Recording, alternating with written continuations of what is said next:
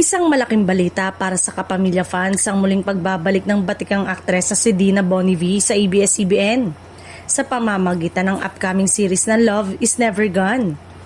Matapos ang ilang panahon na hindi siya napapanood sa Kapamilya Network, muling masisilayan si Miss Dina sa isang proyektong inaasang magpapakita ng kanyang lalim sa pag-arte. Para sa maraming fans, ito ay isang nostalgic ngunit exciting na comeback na tiyak na susubaybayan gabi-gabi. Bagamat wala pang inilalabas na detalye tungkol sa kanyang karakter, marami ang naniniwala na isang mabigat at makabuluhang papel ang ibibigay sa kanya. Kilala si Dina sa kanyang kakayanang maghatid ng matinding emosyon mula sa kontrabida hanggang sa mga karakter na puno ng hinanakit at pagmamahal.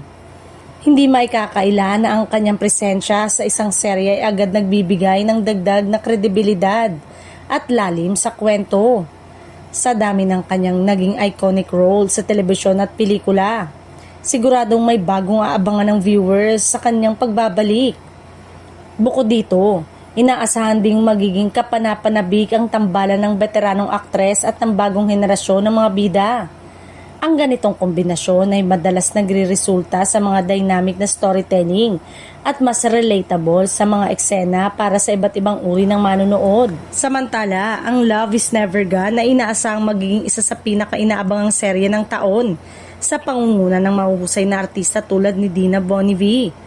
Siguradong maghahati dito ng kwentong puno ng pag-ibig, sakripisyo at pag-asa na tatatak sa puso ng publiko.